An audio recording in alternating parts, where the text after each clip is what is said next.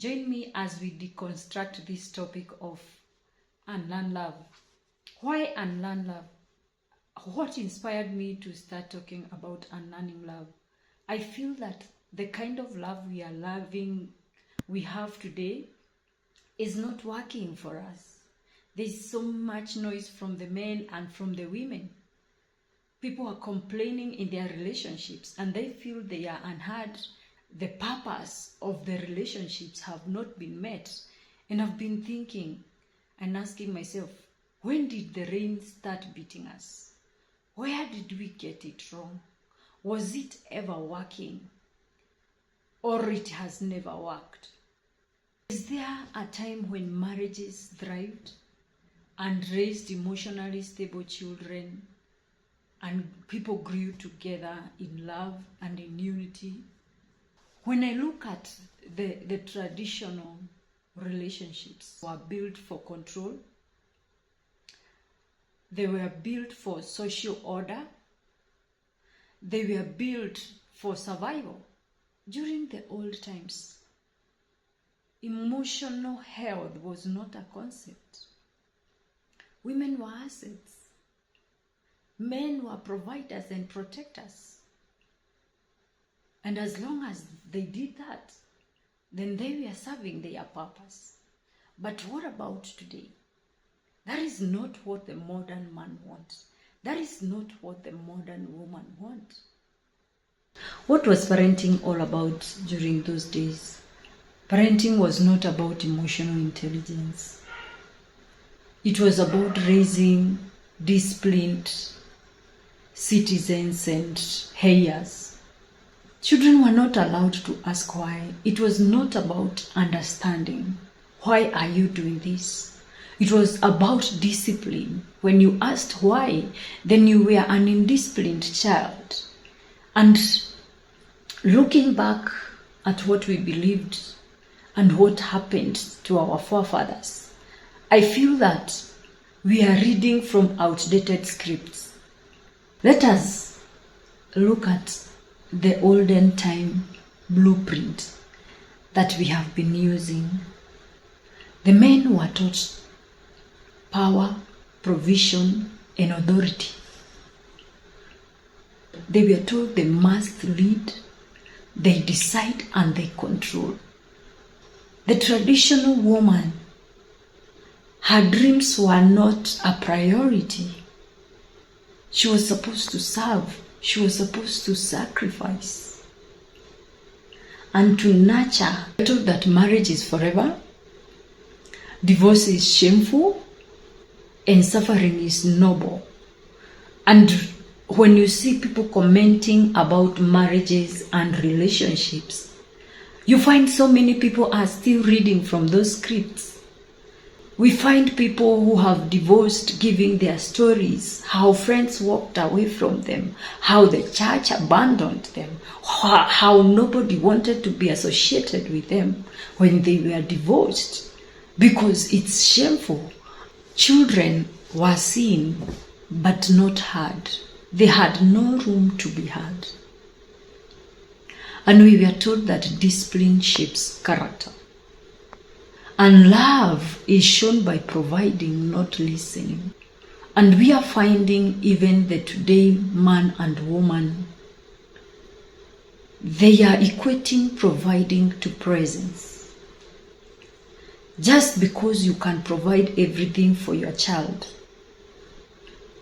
you feel that you have done the best for your child. But so many children today who are crying silently, and they are saying that, I want you, not the money. The studies are showing that married men are happier, married men are more successful, married men live longer, married women are unhappy, married women are less successful. Why is it that? Because we are taught women sacrifice, women give up their dreams. Sometimes you can take a leave to take care of your babies, but don't give it up all.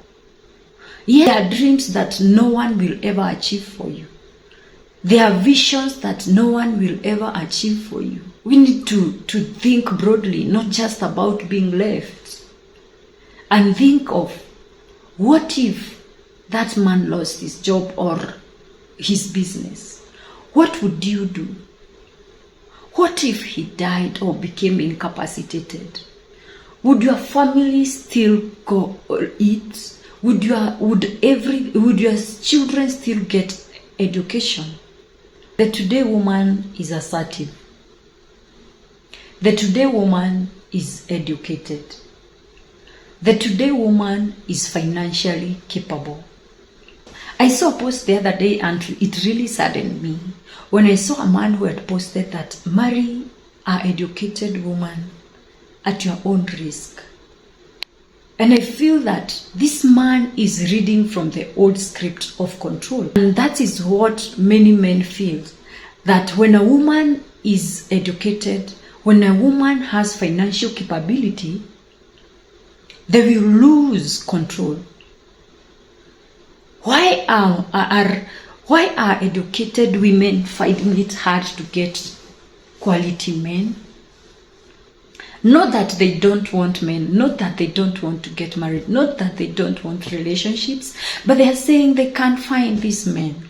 Because the men who are the quality men out there, most of them shy away from these educated women, these assertive women, these financially capable women. And they feel threatened even before you learn the character of that lady. Even before you get to understand this lady, you're already judging her. You're already threatened. You feel that you will not be in control. And I feel that a man with that mentality will pull his woman down. Will make sure that his woman does not achieve to her fullest. Because what happens if you marry a lady who is maybe earning less than you do, but over time she grows through her career or her business and she's making more money? And you'll find that this kind of a man will start being threatened, even without the woman doing anything, even without the woman being disrespectful, because it's all in his mind. There are women out there who are taking care of their families, who are making more money, and they are providing, and their family is happy. How about if this man has daughters? How about that? What is he training his daughters? Is he educating them? Is he empowering them? Is he telling them that they can do it? They can become great women? If he is doing so, does he expect these girls to ever get married? Does he expect other men to marry his girls? This modern woman is looking for marriage. A woman who is assertive, a woman who is educated, a woman who is financially capable, I believe she's looking for fulfillment. She's looking for emotional security. A strong man who is able to give direction. A strong man who is focused. A strong man who knows what he wants. The modern man needs to define himself beyond just provision and protection. The modern man needs to learn partnership. The modern man needs to learn to express his emotions. The women feel undervalued when they are told to shrink back to the olden roles. And the man feels disoriented when his authority does not guarantee respect. And they both feel that what they are calling love, I would call it love in quotes, does not bring happiness. What are you doing about it? Have you tried to look for information? Have you tried to read a book or watch a video or attend a session about women or men or relationships or marriage or parenting? have you? We have not normalized auditing ourselves, how we learn, and asking ourselves the questions. Do I know how to love? Who taught me how to love?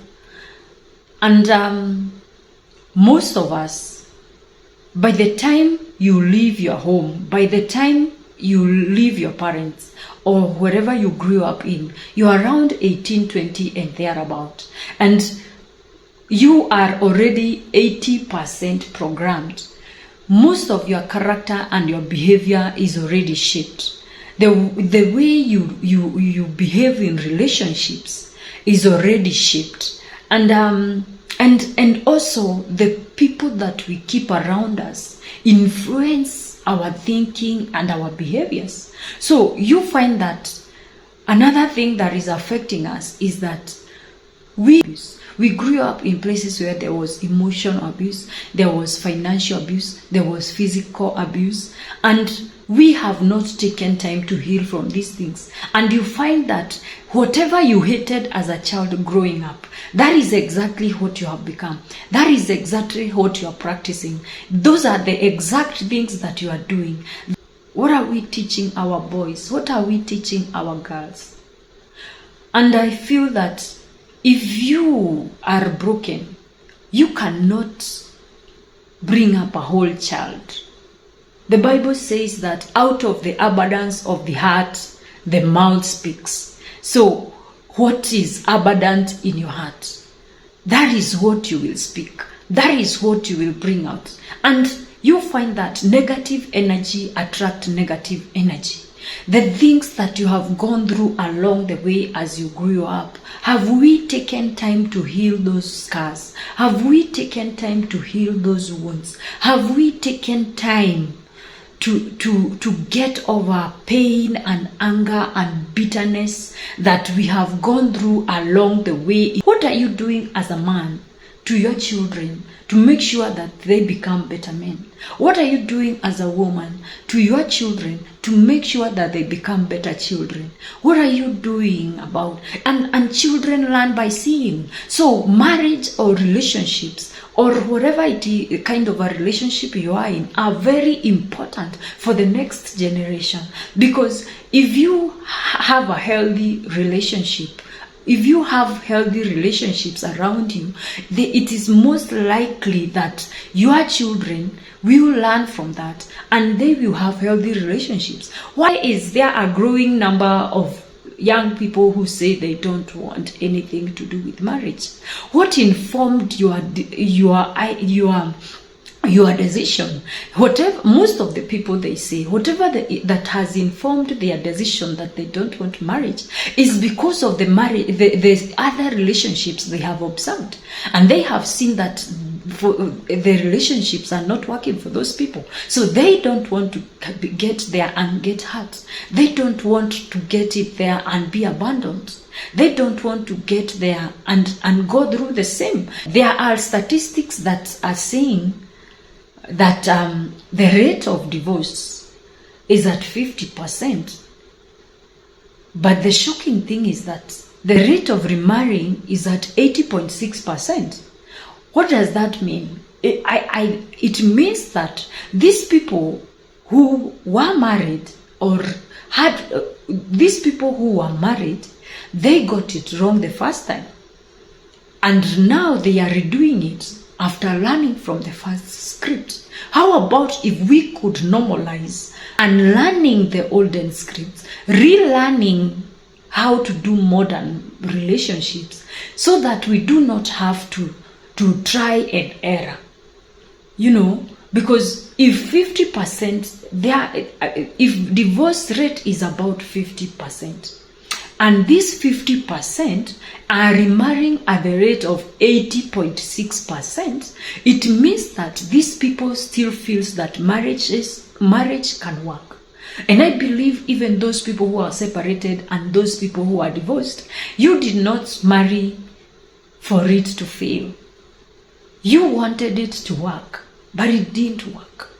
What have you learned from, what lessons have you learned from that?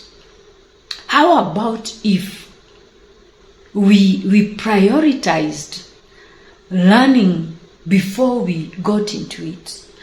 How about if we prioritized looking for information on relationships and parenting and marriage before we get into it, before you break hearts? We have been passing corrupted love from one generation to the other. Unhealthy parent in matters relationships cannot raise a healthy child on matters relationships. A girl who watches her mother suffer thinks love is endurance.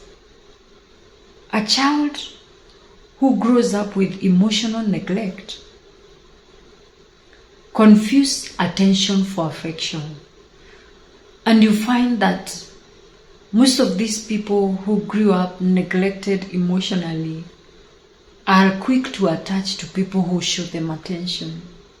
And they fall in so fast before even they can know what kind of people these are. A child who is shamed for expressing their feeling, when they grow up, they fear to be vulnerable. They fear emotional vulnerability. If you are not taught to express your feelings,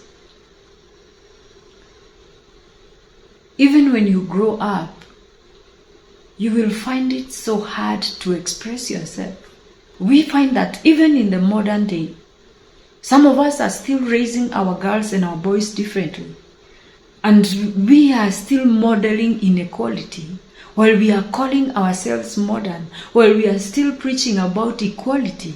And yet we are modeling our children differently. We are telling our boy, we are not training our boys to cook and to clean the house and to do laundry. We buy them car toys, and the girls, we buy them dolls. We don't, why? If you want your girl to own a private jet someday, if you want your girl to own a big machine of a car, why are you not buying her car toys? Why are you just buying her dolls? We need to ask ourselves this question, because we are preaching things that we are not practicing. How are you nurturing your girl child to become a powerful, great woman who is assertive, who is financially capable, who is educated, and yet are respectful to men and not scared of submitting to a quality man? How are we raising our boys to be protectors, to be providers, and yet accept partnership and to share power and also participate in day-to-day parenting? Yes, we understand you have to go out there and work, but you cannot delegate parenting. You cannot delay parenting. You cannot postpone parenting. We find men who are saying that when children grow up, they support their mothers, and the man is left in the village alone, suffering. They take their mother's side. But I believe a child who grew up with a loving dad and a present father cannot be brainwashed along the way by their mother, because the children learn by seeing. Whereas you're providing the money, with whatever little time that you have got, how do you spend it? Saying we are present parents, but are you present, really present, or present in quotes? You are present, and when you arrive at home, you take your remote and you're just scrolling channels, and you say, I arrive at home in time before the children go to bed. But do you really relate with your children? You arrive at home and you're on your phone throughout. Do you really relate with your children? Do you give them time to play with you? Do you take time to watch a movie with them? Do you girls who grew up with a present dad and a dad who was close to them, they don't easily fall prey to the attention of men. They are able to choose well because you get the right person the moment you yourself are right. Because some of us are looking for the right people, quality women, or quality men, while you yourself, you have not met the threshold of a quality man or a quality woman. We need to understand that parenting is not just about raising children. We need to parent our children with the thought of, I'm raising a future boss, I'm raising a future employee, I'm raising a future partner, I'm raising a future parent, I'm raising a future lover. When we parent our children, we need to parent our children while looking at the bigger picture. We need to parent our children with a purpose. Where are they going? The Bible says that where there is unity, God commands a blessing. So when you partner together, you are united towards a certain goal. It's easy to fulfill it. Should include things like partnership over power. And we need to understand that it's not about dominating. It's about collaborating. We need to collaborate towards a certain goal. Where are we going? What are our long-term and our short-term dreams? What are our vision? Where are we going as a relationship? Where are we going as a family? Where are we taking the children? So that when these two people are working as partners, everyone is doing what they are supposed to do to get there. The man is playing his role, the woman is playing her role. And when we collaborate, we are able to forge forward. We are able to get there faster, because two cannot work together unless they agree.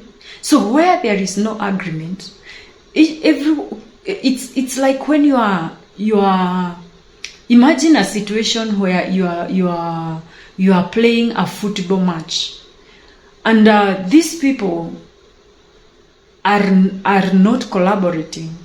So you are playing the ball and towards your goalpost instead of the opponent, because you are not working in partnership. You're not working into collaboration. And there is unity, God commands a blessing. I feel that in any place where people have to work together, they need to partner, to collaborate towards a certain goal. Even in a company, the company has strategic objectives, short-term and they also have short-term objectives. And you find that the people who manage the company or the organization, they have these objectives at their fingertips. You are working towards a certain goal. You're working towards a certain objective. You're working towards a certain agenda. Where does this company want to be in the next 10 years? Where does this company want to be in the next 5 years? What do they want to achieve this year?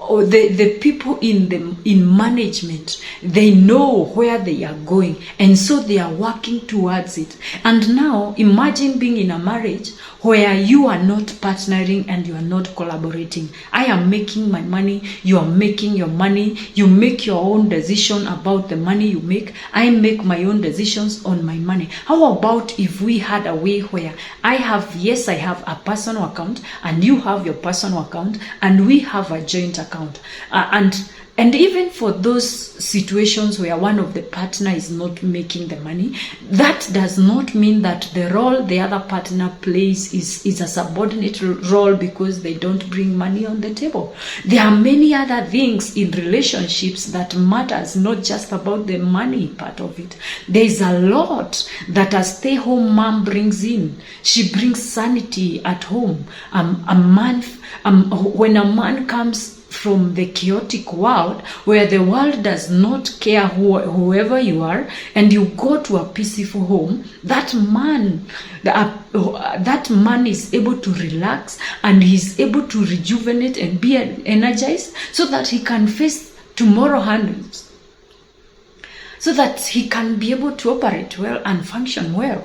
Look at situations where we see young men get married 2-3 months down the line, and maybe they married a partner who is not even working, and they have started adding weight. There is something that woman has brought on the table. It may not be financially, but there is something that woman has brought on the table that man did not have when he was single.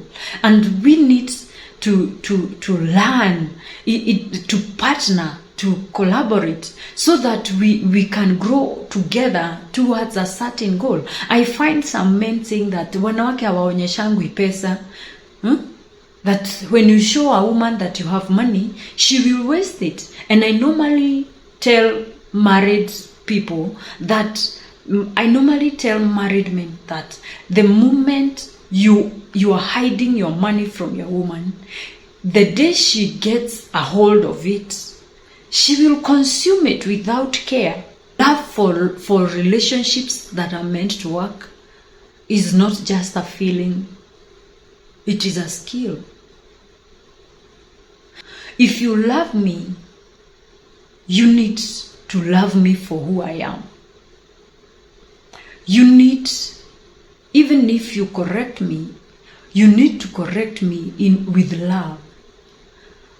The kind of love for a long-term relationship, we need to learn empathy. We need to learn emotional intelligence. We need to learn compassion. We need to love that person enough to allow them to become better versions of themselves, to allow them to achieve their goals and their dreams, to allow them to rise to greatness without feeling threatened. That is love. We need to allow these people to be themselves, and they need to feel comfortable being themselves around us. That is love. You cannot tell me that you love me and you are calling me names. You cannot tell me that you love me and you cannot trust me with your money. You cannot tell me that you love me and you are abusing me emotionally or physically or financially. That means your version of love is corrupted. We need to learn communication skills. How do we communicate without hurting each other? How can you ask your man to help you with something or house chores without coming out as a command or a demand, without bruising his ego? For me to trust you, you need to be transparent and you need to be loyal. And people who are transparent and loyal to each other, they are able to partner. Their partnership is peaceful. We are sabotaging intimacy because we have not healed from past wounds. We need to deal with the inner person first before we we get into relationships with other people, and with this we will start having healthy relationships, fulfilled relationships, happy relationships, and we are going to thrive and grow together. When people are not growing together, you find that they grow apart. We need to prioritize growing together, and we need to grow together in all ways, because we find that people are growing apart along the way, maybe academically, maybe financially, spiritually, in matters, in things that affect our lives. You know, look at a situation where this person is not working or has a small business, and the other one has a multi-million or multi-billion business. And you find that the kind of exposure this person has and the kind of exposure this other one has, they are totally different. And this person keeps rising and the other one is left behind. And somewhere along the way, you will find that they are growing apart because they cannot have a conversation around their line of businesses or around the business world or the job market, because they have grown apart. Look at a place where maybe people started when they are just Form 4 leavers, and one of the partners joined university or a college and went on to do their masters and their doctorate and their PhD, and this other partner was left at the level of a Form 4 leaver. And you find that the conversation for this person who is more educated start changing, and this person's friend also change, and they start growing apart because you cannot have the kind of conversation that resonate with each other. Maybe you may not go back to school, but you need to educate yourself in other ways, even reading books or getting some exposure, because if you don't do that, by default, these people will start growing apart, and they continue to grow apart, and without knowing, they find that they have grown apart, and they are not able to continue communicating and having reasonable communication. Their friends are different, and one of the partner feels intimidated when they meet the friends of the other partner, because these people are in two different worlds. We need to normalize growing together. We are finding many people saying that when their spouse rose through the ranks and they got more money, they got another person and they left them for another person who was in their class, and you were left there. We need to model emotional literacy in our children. We need to teach them how to name, express, and regulate their emotions. Let us encourage boundaries. Let us show our children that love without boundaries is not love. Let us teach them to communicate their boundaries to that other person. And because if you don't communicate your boundaries, the other person does not know your boundary. And you need to stick to your boundary. You need to communicate your boundary and stick to it. And let that other person know that these are my boundaries. And if you want to be my friend, these are my boundaries. They need to learn boundaries, and we need to teach them to make sure that their boundaries are respected. They need to know that people who break boundaries, that they need to know that it is not love where people break boundaries or disrespect their boundaries. Let us teach our children critical thinking. Let them question roles. Let them question expectations. Let them question traditions. And we need to be able to explain to them in a loving way. They grow up as people who are able to express themselves. They grow up being able to express their feelings and allow and be able to bring out their vulnerability, and not to become avoidant partners who shy away from confrontation, from argument. They need to love who they are. They need to love themselves for who they are, their identity, their personalities, and not seek for validation from other people. They need to know that they don't have to be loved. They don't have to be accepted. And they need to be able to thrive even without validation from other people. We must stop raising boys who fear vulnerability. We must stop raising girls who fear ambition. It is very sad when you hear young girls, college girls, campus girls, girls in their early years, that after going through all the academic years, all they are talking about is looking for rich men, or men who can take care of their bills and take care of them. And they have shunned away from their ambitions and their dreams and their visions. And they just want somebody who can take care of them.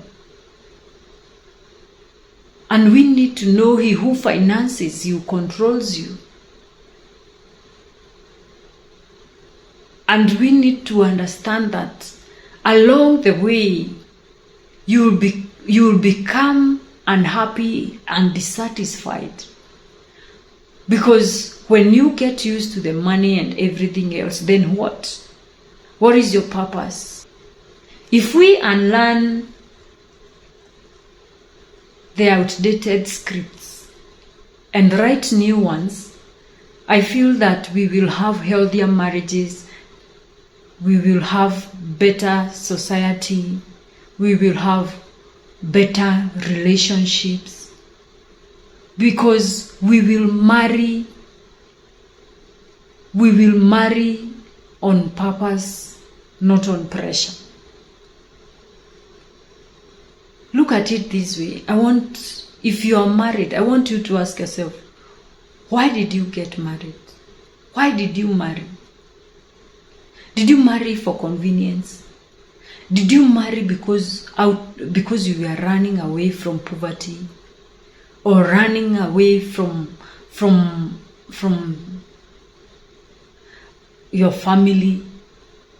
Did you marry because you needed someone who can clean and cook and do the house chores, and you were tired of? Did you marry because you were tired of doing the house chores and you needed someone to do it? Did you marry out of pressure because your biological clock was hitting, or all your age mates are married, or because your family and friends keep pestering you, when are you going to get married? Or did you marry out of purpose? Did you marry because you felt you are ready for it and you are ready to make it work? Because marriage is work, and it works when we work it. And before you marry, you need to ask yourself, am I ready to give? Because there is so much to give. You need to ask yourself, am I ready to sacrifice? There is so much sacrifice in marriage. We need to be committed 100%. You need to give your 100%, and the other person gives the 100%. We are going to parent rooted on emotional intelligence and not control. Men and women are going to be united by shared vision and not gender wars. Children will not enter our adulthood with childhood wounds. And that is the beauty of relearning love. In this new manual of love, we need to normalize seeking therapy. We need to normalize emotional honesty. We need to normalize mutual respect. In a marriage where partners make sure they are intentional to make each other happy, they are intentional to help each other grow, they are intentional to create an environment where everyone thrives. It's a very beautiful place. It is very sweet. Unlearned love is not about blaming men or women. It's not about shifting blame. It's a mind-provoking podcast. It is meant to drive a conversation. It's about removing the lies and the obstacles around love. It's about understanding that we were never broken, but the scripts are. It's about building marriages and families that are worth to live in. I believe if we can achieve this, the modern man and the modern woman and the modern child will be more satisfied and fulfilled. We will not shrink, we will grow. Thank you so much for watching. If you liked this podcast, please follow us every week for new episodes. Like, subscribe, share, comment, and until next time, thank you.